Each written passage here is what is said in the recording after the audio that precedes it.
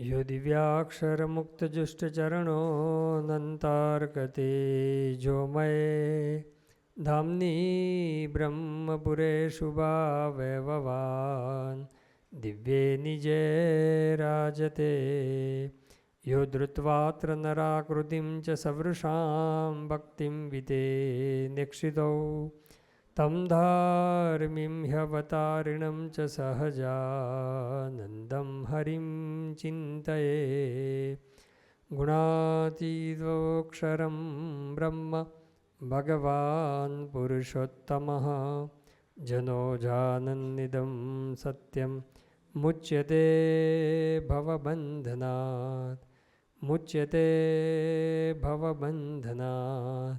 श्री स्वामिनारायण भगवाननी जय।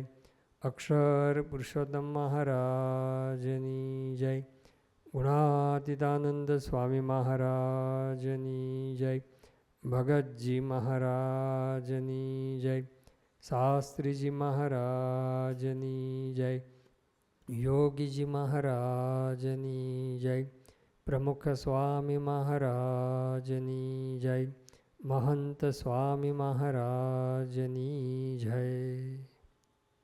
स्वामीनारायण हरे वचनामृत पंचाड़ा प्रकरणનું ચોથું મનુષ્ય ભાવમાં દિવ્ય ભાવનું સ્વામિનારાયણ હરે સંવત 1877ના ફાગણવદી ત્રીજને દિવસ શ્રીજી મહારાજ ગામ શ્રી પંચાળા મધ્યે ઝીણાભાઈના દરબારમાં ઓટા ઉપર ઢોલિયો ઢળાવીને વિરાજમાન હતા અને ધોળો ફેંટો મસ્તક ઉપર બાંધ્યો હતો તથા ધોળો ખેસ પહેર્યો હતો તથા ઝીણી ધોળી પછેડી ઓળી હતી ને હસ્તકમળને વિશે તુલસીની માળા ફેરવતા હતા અને પોતાના મુખારવિંદની આગળ પરમહંસની સભા તથા દેશ દેશના હરિભક્તની સભા ભરાઈને બેઠી હતી। પછી શ્રીજી મહારાજ બોલ્યા, જે સર્વે પરમહંસ પરસ્પર પ્રશ્ન ઉત્તર કરો। ત્યારે મુનિભાવે બ્રહ્માન સ્વામીને પ્રશ્ન પૂછ્યો, છે પ્રથમ તો ભગવાનનો નિશ્ચય હોય ને ભજન સ્મરણ કરતો હોય અને પછી ભગવાનના ચરિત્ર દેખીને તે નિશ્ચયમાં સંશય થઈ જાય છે, તેનું શું કારણ છે? આ પ્રશ્નની વાત આપણે જોયેલી કે ભગવાનનો નિશ્ચય હોય, ભજન સ્મરણ બધું આપણે કરતા હોઈએ, પરંતુ ભગવાન જ્યારે મનુષ્ય ચરિત્ર કરે અને એ વખતે સંશય થઈ જાય છે અને આ મનુષ્ય ભાવ જ્યારે આવે છે ત્યારે આપણે ભલે ભજન સ્મરણ બધું કરીએ, પરંતુ એનું જે સુખ આવવું જોઈએ એ સુખ આવતું નથી।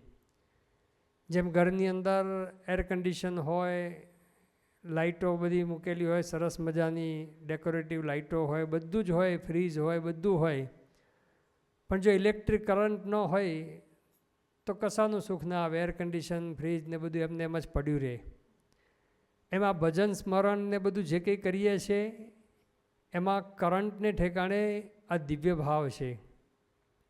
મનુષ્ય ભાવ આવે એટલે કરંટ જતો રહ્યો અને કરંટ જતો રહે એટલે પછી કાંઈ જ કશું ચાલે નહીં। એર કન્ડિશન ના ચાલે, પંખો, ફ્રીજ કશું જ ના ચાલે, લાઇટે ના ચાલે। એમ આપણા જીવનની અંદર એ અંધારું થઈ જતું હોય છે। એ વાત પણ આપણે વડતાલના 12મા વચનાઓના આધારે જોયેલી।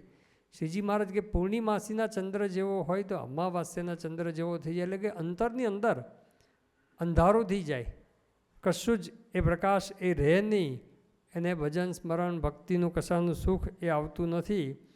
એટલે આ દિવ્ય ભાવ એ કરંટને ઠેકાણે છે, ઇલેક્ટ્રિકસિટીને ઠેકાણે છે। એવી દિવ્ય ભાવ મનુષ્ય ભાવની સુંદર મીમાંસા શ્રીજી મહારાજ હવે આ વચનામૃતની અંદર કરી રહ્યા છે। આજે પ્રશ્ન પૂછ્યો કે ભાઈ નિશ્ચય હોય, બધું હોય, પણ પછી સંશય થઈ જાય છે મનુષ્ય ચરિત્ર દેખીને, એનું શું કારણ છે? એટલે બ્રહ્માનંદ સ્વામી પોતે ઉત્તર આપવા જાય છે। પછી એ પ્રશ્નનો ઉત્તર બ્રહ્માનંદ સ્વામી કરવા લાગ્યા પણ થયો નહીં। ત્યારે શ્રીજી મહારાજ હાજી વાર સુધી વિચારી રહ્યા અને પછી બોલ્યા છે। ઘણીવાર સુધી મહારાજ પોતે વિચારી રહ્યા। આપણે જોયેલું કે પંચાળામાં જ મહારાજે મનુષ્ય ચરિત્ર કરેલું, એટલા માટે શ્રીજી મહારાજે વિચાર કર્યો કે ભાઈ આમાં ખૂબ વિસ્તારથી બધી વાત કરવા જેવી છે। એટલે શ્રીજી મહારાજ હવે વાતની શરૂઆત કરે છે। એમાં પહેલી વાત કરે છે ભગવાનનું સ્વરૂપ અક્ષરધામમાં જે રહ્યું છે ને એનું વર્ણન કરે છે। એ કેવું છે એ પહેલાં જાણવું જોઈએ આપણે, અને પછી એ ભગવાન એ કેવી રીતે અવતાર ધરે છે એની વાત કરે છે। એ પ્રશ્નનો ઉત્તર અમે કરીએ છીએ જે વેદ, પુરાણ, મહાભારત, સ્મૃતિઓ ઇત્યાદિ જે શાસ્ત્ર તેને વિશે ભગવાનનું સનાતન અનાદિ દિવ્ય એવું જે મૂળ રૂપ પોતાના અક્ષરધામમાં રહ્યું છે તે કહ્યું છે. જે ભગવાન કેવા છે એટલે મૂળ સ્વરૂપ ભગવાનનું અક્ષરધામની અંદર કેવું છે એની મહારાજ વાત કરે છે. જે ભગવાન કેવા છે તો આ ચક્ષુ ઇન્દ્રિય કરીને દીઠામાં આવે છે જે યત્કિંચિત રૂપ તે જેવું તેમનું રૂપ નથી. અને શ્રવણે કરીને સાંભળ્યામાં આવે છે જે કંઈ શબ્દ માત્ર તે જેવો એ ભગવાનનો શબ્દ નથી. અને ત્વચાએ કરીને સ્પર્શમાં આવે છે જે સ્પર્શ તે જેવો એનો સ્પર્શ નથી. અને નાસિકાએ કરીને સૂંઘ્યામાં આવે છે જે સુગંધ તે જેવો એનો સુગંધ નથી. અને જીવાએ કરીને વર્ણન કર્યામાં આવે એવા પણ ભગવાન નથી. અને મનના સંકલ્પમાં આવે એવા નથી, તથા ચિત્તના ચિંતવનમાં આવે એવા નથી, તથા બુદ્ધિના નિશ્ચયમાં આવે એવા નથી, તથા અહંકારે કરીને અહમપણું ધરાય એવા નથી. જે ભગવાનનો હું છું ને મારા છે એવી રીતે ઇન્દ્રિયો અંતઃકરણને અગોચર એ ભગવાન રહ્યા છે. અને એ ભગવાનનું જેવું રૂપ મહારાજ પૂરતો શરૂઆતમાં વાત કરે છે કે ભગવાન અક્ષરધામમાં જે વિરાજમાન છે ને એ આ માયિક ઇન્દ્રિયો અંતઃકરણનો વિષય નથી કે જેથી કરીને માયિક ઇન્દ્રિયો અંતઃકરણ એ ભગવાનને પામી શકે અક્ષરધામમાં જે વિરાજમાન છે સ્વરૂપને. કારણ કે એ માયાથી પર છે. એ માયાથી પર ભગવાનને એ માયિક ઇન્દ્રિયો અંતઃકરણ કોઈ પામી શકે એમ છે જ નહીં. એનું વર્ણન કરી શકે એમ છે નહીં, એને જોઈ શકે એમ નથી. કારણ કે ઇન્દ્રિયો અંતઃકરણને ભગવાન અગોચર છે. માયિક ઇન્દ્રિયો અંતઃકરણથી એ ભગવાન અક્ષરધામમાં જે વિરાજમાન છે એને આપણે જોઈ શકીએ એમ નથી, પામી શકીએ એમ નથી, એનો નિશ્ચય કરી શકીએ એમ પણ નથી. કારણ કે આપણા ઇન્દ્રિયો અંતઃકરણ બધું એ માયિક છે. આપણા ઇન્દ્રિયોની પણ મર્યાદા છે, આપણે નથી જાણતા. કે ધારો કે આંખે કરીને આપણે દૂધપાક જોઈએ, એ ગમે તેટલો દૂધપાક આપણે જોઈએ તો એના સ્વાદની ખબર પડશે? એના સ્વાદની ખબર નહીં પડે. એ તો જીભે કરીને 1-2 વાટકા 5-10 જે પીવા હોય પી જાય, પછી કરે કે વિના બરોબર દૂધપાક બહુ સારો છે. એ જીભને ખબર પડશે, આંખને ખબર નહીં પડે. અને જીભને એ ગમે તેટલો સ્વાદ સારો આવ્યો હોય, એ દૂધપાક ધારો કે કાનમાં નાખ્યો હોય તો દૂધપાકનો સ્વાદ આવે? એ કાનનો વિષય નથી. સ્વાદ એ કાનનો વિષય નથી. રૂપ એ આંખનો વિષય છે. સ્વાદ એ જીભનો વિષય છે. તો જેનો જે વિષય નથી એનું એ પોતે વર્ણન નહીં કરી શકે. તમે આંખે કરીને એ દૂધપાક જોયો તેના સ્વાદનું વર્ણન નહીં કરી શકાય, કારણ કે આંખની મર્યાદા છે. એવી રીતે આપણા તમામ માયિક ઇન્દ્રિયો અંતઃકરણની એક મર્યાદા છે કે જે માયા પરનું એ પામી શકે નહીં, જોઈ શકે નહીં, એ સમજી શકે નહીં, વિચારી શકે નહીં. એ માયિક ઇન્દ્રિયો અંતઃકરણના એક મર્યાદા છે. એટલે શ્રીજી મહારાજ એ સમજાવે છે કે માયિક ઇન્દ્રિયો કરીને ભગવાન એ પમાય એવા નથી. આ વાત શ્રીજી મહારાજે પ્રથમના 51માં વચનાવળની અંદર પણ કરેલી છે. કારણનું પહેલું ને પ્રથમના 78માં વચનાવળની અંદર પણ કરેલી છે કે માયિક ઇન્દ્રિયો અંતઃકરણે કરીને ભગવાન અગોચર છે, એ પમાય એવા નથી. એ અક્ષરધામના મુક્તોને ગોચર છે, પરંતુ અહીંયા આ લોકની અંદર માયિક ઇન્દ્રિયો અંતઃકરણને અગોચર છે ભગવાન. અગોચર શબ્દ જ કહે છે. ગો શબ્દ એટલે કે ઇન્દ્રિયો વાચક છે. સંસ્કૃતની અંદર ગો એટલે આપણે જે ઇન્દ્રિયો કહીએ છીએ એના માટે ગો શબ્દ પણ વપરાય છે. તો ગોચર એટલે કે ઇન્દ્રિયોની સામે, અગોચર એટલે કે ઇન્દ્રિયોની સામે નથી એ ભગવાન. એને પોતે માયિક ઇન્દ્રિયો અંતઃકરણે કરીને પામી શકાતા નથી. અને ભગવાનનું જેવું રૂપ છે તેવું આ બ્રહ્માંડમાં બ્રહ્માદિક સ્તંભ પર્યંત કોઈનું રૂપ નથી જેની એને ઉપમા દઈએ. તથા એનો જેવો શબ્દ છે તેવો બીજો આ બ્રહ્માંડમાં કોઈનો શબ્દ નથી જેની એને ઉપમા દઈએ. અને ભગવાનનો જેવો સુગંધ છે તેવો આ બ્રહ્માંડમાં કોઈનો સુગંધ નથી જેની એને ઉપમા દઈએ. તથા ભગવાનનો જેવો સ્પર્શ છે તેવો આ બ્રહ્માંડમાં કોઈનો સ્પર્શ નથી જેની એને ઉપમા દઈએ.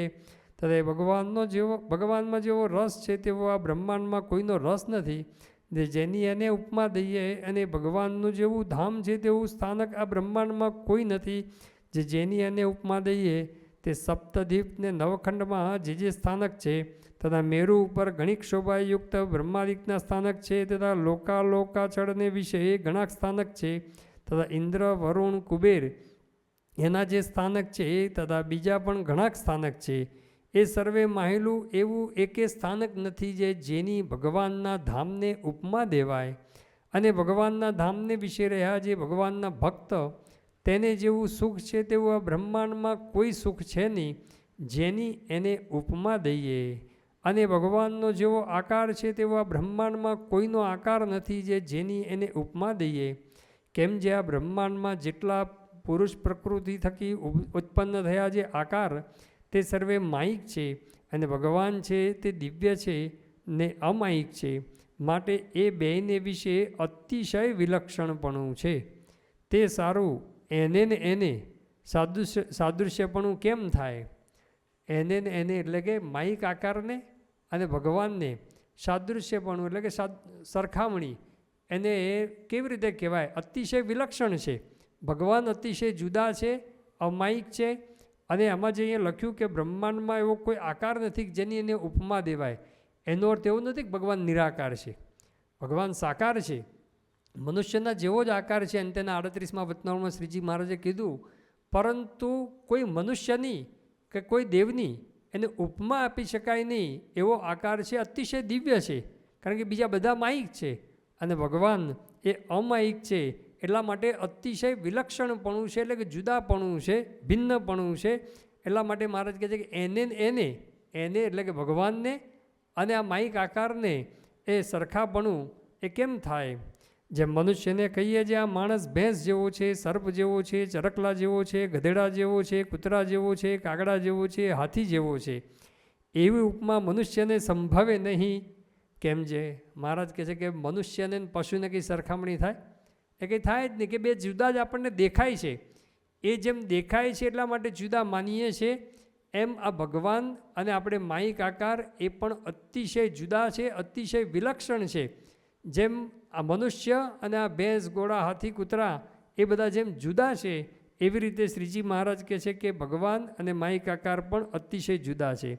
એવી ઉપમા મનુષ્યને સંભવે નહીં. કેમ જે મનુષ્ય થકી એ બીજા જે સર્વે તે વિજાતીય છે, મહારાજ કે બધા વિજાતીય છે, એટલા માટે એ બે સરખા નથી. એમ ભગવાન અને આપણે માયિક આકાર એ પણ અતિશય વિજાતીય છે. અને મનુષ્યમાં પણ અતિશય સાદૃશ્યપણું નથી. શ્રીજી મહારાજ કે મનુષ્ય અને પશુ તો જુદા છે, બરાબર છે, પણ મનુષ્ય પણ ક્યાં સરખા છે? બધા જુદા જ છે ને. બધા જ પૃથ્વી ઉપર જેટલી આપણે 8 અબજની વસ્તી છે, બધા જ એ જુદા છે. અને મહારાજ કહે છે કે મનુષ્યમાં પણ અતિશય સાદૃશ્યપણું નથી, જેની ઉપમા એમ દઈએ જે આ જેવો જ છે. એમ કહી જાય છે કે ભાઈ આ એક્ઝેક્ટ આના જેવો જ છે. આ સરખાપણું હોય, થોડુંક મળતા આવતું હોય, પણ સંપૂર્ણ સરખા તો ન જ હોય. એ શ્રીજી મહારાજ પોતે તર્ક આપે છે. અને જો તે જેવો જ હોય તો તેનું ઓળખાણ કેમ થાય? મહારાજ કે એક અણુ જેટલો પણ ફેર ન હોય ને તો પછી ઓળખાણ કેવી રીતે થાય? શ્રીજી મહારાજ હવે દ્રષ્ટાંત આપે છે. માટે મનુષ્ય સજાતી છે, તેને વિશે સાદૃશ્યપણું અત્યંત છે નહીં. મહારાજ કે મનુષ્ય તો આકારથી તો મનુષ્ય છે, છતાં પણ બે સરખા નથી. તો આ તો મનુષ્ય અને ભગવાન એની અંદર સરખાપણું કેવી રીતે હોય? મનુષ્ય સજાતી છે, તેને વિશે સાદૃશ્યપણું અત્યંત છે નહીં, એટલે કે વિલક્ષણતા છે, જુદાપણું છે. જુઓ ને, આ ભગો મૂળો બે સરખા કહેવાય છે, પણ જાજા દિવસ ભેગા રહીએ તો ઓળખાઈ જાય છે આ ભગો છે ને આ મૂળો છે. શ્રીજી મહારાજના વખતની અંદર આ ભગો મૂળો બે ભક્ત હતા. પીઠવડી ગામના આ બે ભક્તો હતા અને ખૂબ સેવા મહારાજની એમણે પોતે કરેલી, અને બંને જોડિયા ભાઈઓ હતા. એટલે પહેલી વાર જુએ તો એ બધાને સરખા જ લાગે. પણ શ્રીજી મહારાજ કહે કે ભલે સરખા છે, પરંતુ ઝાઝા દિવસ ભેગા રહે ત્યારે ખબર પડી જાય કે બે આ ભગો છે અને આ મૂળો છે. તો ઓળખાણથી બે જુદા છે ખબર પડી, એ જ બતાવે છે કે બંનેમાં સાદૃશ્ય નથી, સમાનતા નથી, કંઈક વિલક્ષણતા તો છે જ. એટલા માટે બંને ઓળખાઈ ગયા આ બે જુદા છે એવું. માટે જો વિલક્ષણતા ન હોય તો ઓળખાય કેમ? માટે મનુષ્યમાં પણ અતિ સાદૃશ્યપણું નથી, તો માયિક અમાયિકને વિશે સાદૃશ્યપણું કેમ આવે? જેની ઉપમા ભગવાનને દઈએ તથા ભગવાનના ધામને દઈએ. કાં જે ભગવાન છે તે ઇન્દ્રિયો અંતઃકરણને અગોચર છે, એમ સર્વે શાસ્ત્રમાં કહ્યું છે. શ્રીજી મહારાજ મૂળ તો આખી પોતાના પર સ્વરૂપની વાત કરે છે. અક્ષરધામની અંદર જે ભગવાન છે એ ભગવાનનો આકાર અતિશય દિવ્ય છે, અલૌકિક છે, અને એમનો રૂપ એ પણ અતિશય અલૌકિક છે કે જેને કોઈ રીતે ઉપમા આપી શકાય એવું નથી. આ જે વાત શ્રીજી મહારાજ કરે છે એમાં વિશ્વાસ રાખવો પડે. કારણ કે આપણે માઇક છીએ, એ માઇક જીવ એ અક્ષરધામમાં જઈ શકે નહીં. એટલે માઇક જીવ અક્ષરધામમાં ન જઈ શકે તો અક્ષરધામના પુરુષ સાક્ષાત એ જ પોતે જ્યારે વાત કરે ત્યારે એની અંદર વિશ્વાસ રાખવો પડે. બે જ રીતે શક્ય છે. કાં તો આપણે અક્ષરધામમાં જઈએ તો આપણને એ અમાયિક સ્વરૂપ છે એનો ખ્યાલ આવે, અથવા તો જે અમાયિક ભગવાન છે એ આવીને વાત કરે એમાં વિશ્વાસ રાખીએ. તો જેમ કે આપણે ચંદ્રલોક ઉપર જે માણસો ગયા એની જે અનુભૂતિ થઈ, એ અનુભૂતિની અંદર બે રસ્તા છે. એ લોકો અહીં આવીને જે વાત કરે છે કે ચંદ્રલોક ઉપર કેવો અનુભવ થાય છે, એમાં વિશ્વાસ રાખવાનું કે આપણે ચંદ્રલોક ઉપર જવાનું. એ બે સિવાય ત્રીજો માર્ગ ખરો? ત્રીજો માર્ગ જ નથી. કાં ચંદ્રલોક ઉપર આપણે જાતે જવાનું કે ભાઈને આ લોકો વાત કરે છે, હું જાતે જઈને તપાસ કરું કે ચંદ્રલોક ઉપર આપણને કેવો અનુભવ થાય છે. જાતે જઈને તપાસ કરીએ તો જાતે જઈ શકીએ એમ છે, ચંદ્રલોક ઉપર નથી જવાતું. તેવી રીતે અક્ષરધામમાં તો આપણે માઇક છે તો જવાની એન્ટ્રી જ નથી. તો શું કરવાનું કે ભાઈ ચંદ્રલોક ઉપર જે જઈ આવ્યા એની અંદર વિશ્વાસ રાખવાનો. એમણે જે વાત કરી છે ત્યાં આગળ જઈને અનુભવ કર્યો છે એની અંદર આપણે વિશ્વાસ રાખવાનો. એમ આધ્યાત્મિક માર્ગની અંદર આ પર સ્વરૂપની અંદર એની અંદર આપણને અતિશય વિશ્વાસ રાખવો પડે. એ વિશ્વાસ સિવાય એ બીજો કોઈ માર્ગ જ નથી. વિશ્વાસે કરીને જ આ નિશ્ચય કરવાનો છે.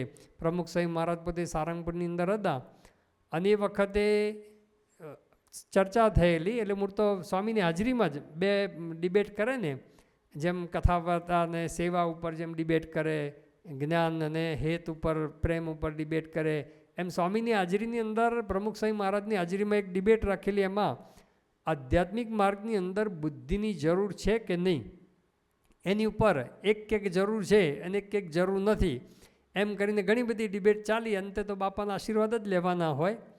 પ્રમુખ સ્વામી મહારાજે સરસ વાત કરી કે જ્યાં સુધી ભગવાનને સંત મળ્યા ન હોય ને ત્યારે બુદ્ધિનો પૂરેપૂરો ઉપયોગ કરવો. કારણ કે ખોટી જગ્યાએ ભરાઈ ના જવાય. કારણ કે એ પણ જરૂરી છે, નહીં તો ખોટી જગ્યાએ ભરાઈ ગયા. નહીં તો આજે કેટલાય લોકો બધા એવું કદાચ ખોટા ગુરુની અંદર એવા અજ્ઞાની ગુરુના વિશ્વાસથી રે જાસો નરકે વગાડતા ઢોલ એવા અજ્ઞાની અંદર જોડાઈ ગયા છે. એમાંથી બહાર જ નથી નીકળતા. અને એમાં કેટલું બધું એના કૌભાંડો બધું આવ્યું હોય ને તો પણ એને આપણે જે દિવ્ય ભાવની વાત કરીએ છીએ, જે શ્રીજી મહારાજ વાત કરે છે, તો ખરો દિવ્ય ભાવ તો એ લોકોને હોય છે. એ કે ભાઈ આ તો લીલા કરી છે એટલા માટે આ બધું કહેવાય. પણ એની અંદર ખોટાની અંદર ભરાઈ ન જોઈએ. પ્રમુખ સ્વામી મહારાજ કે ભગવાનને સંત મળે નહીં ત્યાં સુધી બુદ્ધિનો ઉપયોગ કરવાનો. કે ભાઈ શાસ્ત્રોમાં જે બધી વાતો લખી છે, લક્ષણો લખેલા છે, એવા પુરુષ છે કે નહીં, એ બુદ્ધિનો ઉપયોગ કરવાનો.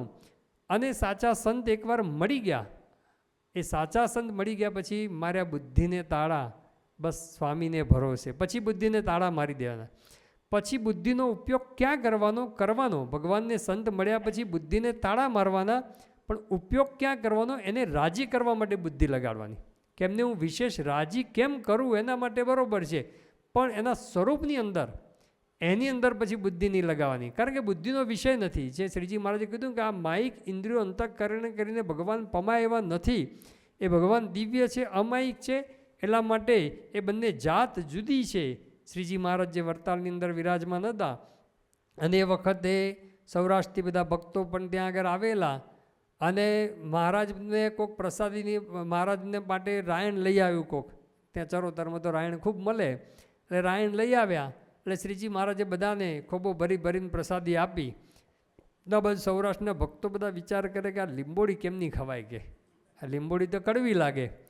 એટલે પછી આજુબાજુ બીજા બધા તો ખાવા લાગ્યા રાયણ અને ઠળિયા કાઢવા લાગ્યા. એટલે પછી થયું ચાલો ચાખ્યો તો ખરા. એક કે ચાખી, બીજાએ ચાખી તો એકદમ મીઠી લાગી. એટલે અંદર વાત કરવા લાગ્યા કારણ એની લીંબોડી બહુ મીઠી છે. એટલે શ્રીજી મહારાજ પામી ગયા. મહારાજ કે શું વાતો કરો છો? કે મહારાજ સુરાખાચર કે એની લીંબોડી બહુ મીઠી છે. તો મહારાજ કે લીંબોડીનો એ રાયણ છે. તો કે મહારાજ અમારા દેશની અંદર એને લીંબોડી ભણે એટલે કે, અને એ રાયણ રાયણ કે. પછી પણ મહારાજ કે એનો સ્વાદ તો જુઓ, લીંબોડી તો કડવી હોય અને આ તો મીઠી છે. પાકી લીંબોડી હોય તો પણ કદાચ સહેજ ઉપરથી ચાખો તો સહેજ મીઠી લાગે, પણ જો સહેજ પાછું ડિટેલમાં ખાવા જાઓ તો પાછું કડવી લાગે.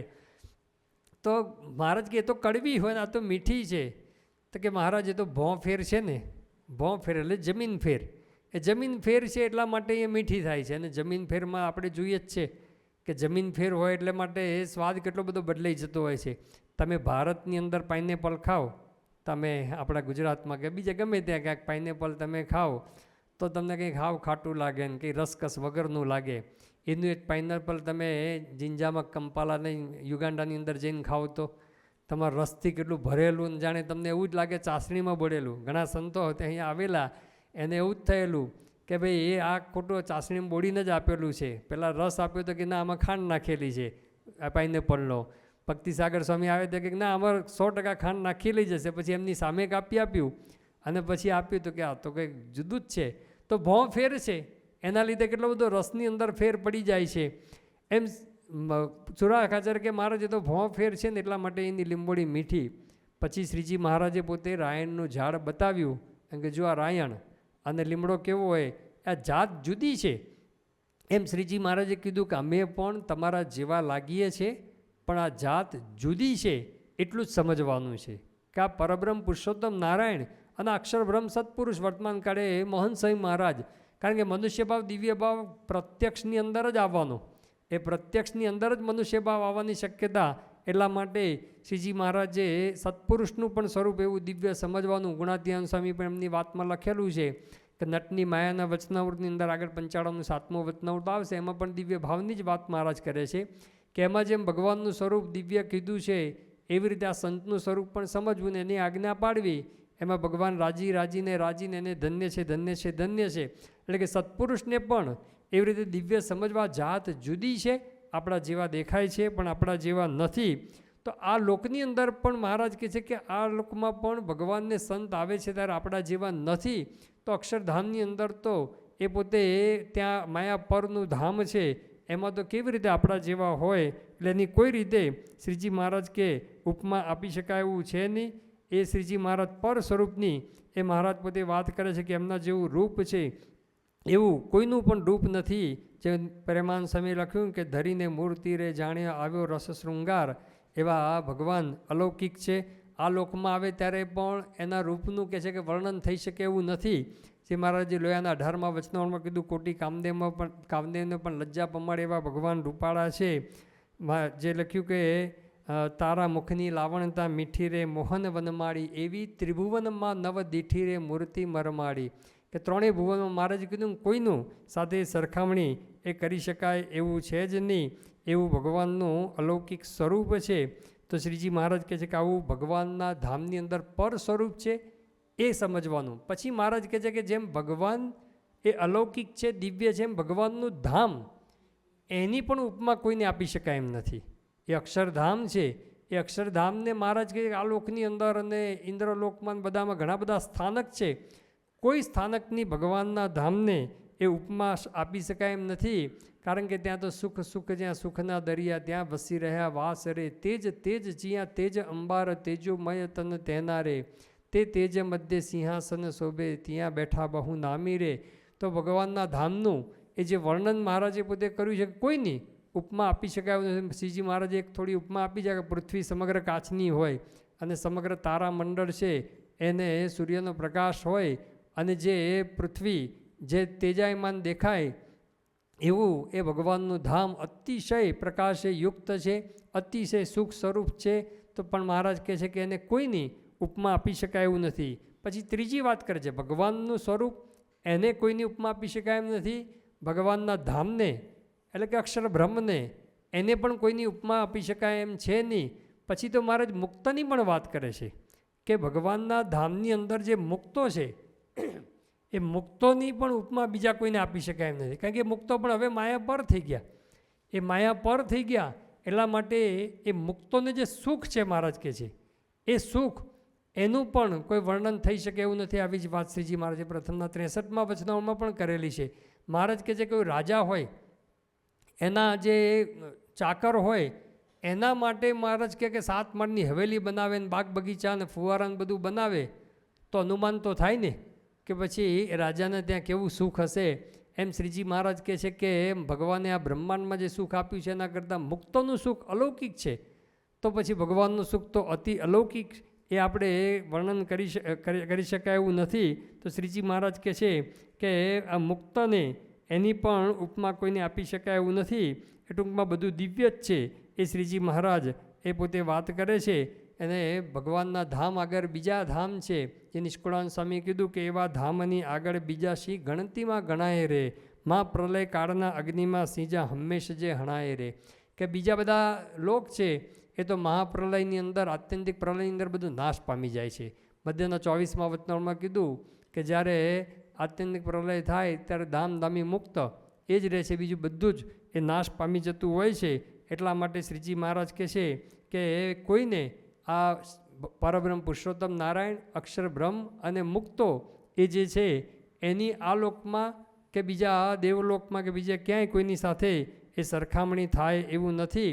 એ જેથી કરીને અત્યંત વિલક્ષણપણું શ્રીજી મહારાજ મૂર્તો બતાવે છે. મધ્યના 49મા વચનામાં શ્રીજી મહારાજે વાત કરી કે પ્રત્યક્ષ ભગવાનની મૂર્તિ અને બીજા જે માઇક આકાર એ બેને વિશે તો ઘણો ફેર છે. જે મહારાજ કહે અત્યંત વિલક્ષણ છે બંને, ત્યાં પણ એ વાત કરે છે. પછી શ્રીજી મહારાજ વાત કરે છે પણ જે અજ્ઞાની છે ને અતિશય મૂર્ખ છે, એવો શબ્દ વાપરે છે શ્રીજી મહારાજ. અજ્ઞાની છે ને અતિશય મૂર્ખ છે તે ભગવાનને ને માઇક આકારને સરખા જાણે છે.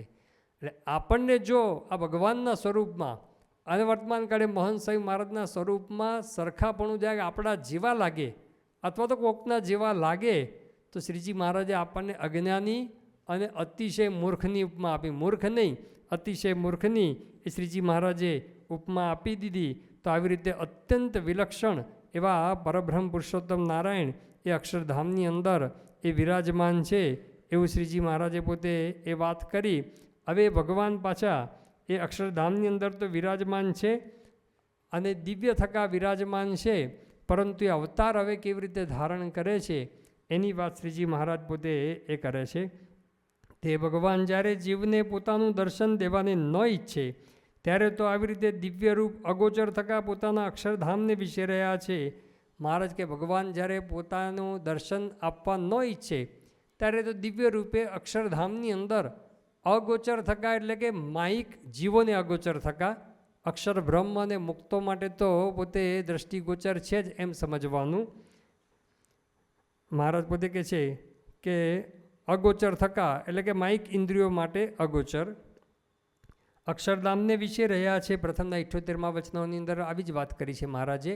મહારાજ કે ભગવાન અક્ષરધામની અંદર એ ઇન્દ્રિયાતીત છે અને પોતે જ પછી સંકલ્પ કરે ત્યારે આ લોકની અંદર દેખાય છે. આવી રીતે દિવ્ય રૂપ અગોચર થકા પોતાના અક્ષરધામને વિશે રહ્યા છે અને ભગવાન મહારાજાધિરાજ છે ને દિવ્ય રૂપ એવી જે અસંખ્ય સમૃદ્ધિ તથા અસંખ્ય પાર્ષદ તેણે યુક્ત છે ને અનંત કોટી બ્રહ્માંડના પતિ છે. મહારાજ પોતે કહે છે કે અક્ષરધામમાં તો ભગવાન છે પણ પોતે એ મહારાજાધિરાજ છે અને દિવ્ય રૂપ એ પોતે એ પાર્ષદ તેણે યુક્ત એ પોતે છે અનંત કોટી બ્રહ્માંડના પતિ છે. એટલે એમનું ઐશ્વર્ય સામર્થ્ય એ પણ વિશેષ છે એ શ્રીજી મહારાજ પોતે વાત કરે છે. અને મહારાજ પછી ચક્રવર્તી રાજાનું પણ અહીંયા દ્રષ્ટાંત આપે છે. અને પછી મહારાજ એ કેવી રીતે આ લોકમાં અવતાર ધારણ કરે છે, આવા દિવ્ય છે અને અનંત ઐશ્વર્ય યુક્ત છે, સામર્થ્ય યુક્ત છે, છતાં પણ પોતાની સામર્થ્ય એ છુપાવી અને મહારાજ પોતે આ લોકમાં અવતાર ધારણ કરે છે. એનો હેતુ શું છે અને કેવી રીતે અવતાર ધારણ કરે છે એની વાત જે શ્રીજી મહારાજ હવે કરી રહ્યા છે. પહેલાં પોતાના સામર્થ્યનું જ હજુ તો વર્ણન કરે છે કે અપાર સામર્થ્ય ભગવાનની અંદર છે, અલૌકિક છે ભગવાન. અને ભગવાન એ પર સ્વરૂપ, એનો મહિમા સમજાય તો એના જ ભગવાન આ મનુષ્ય દેહ ધારણ કરે છે. તો પછી મનુષ્ય ભાવનો કંઈ પ્રશ્ન જ નથી રહેતો કે અક્ષરધામમાં જે સ્વરૂપ છે એ જ આ સ્વરૂપ છે એવો સમજાઈ જાય મહિમા. તો મહારાજ કે મનુષ્ય ભાવ રહેતો નથી. એની જે વાત કરે છે આપણે આગળ ઉપર જોઈશું. શ્રી સ્વામિનારાયણ ભગવાનની જય.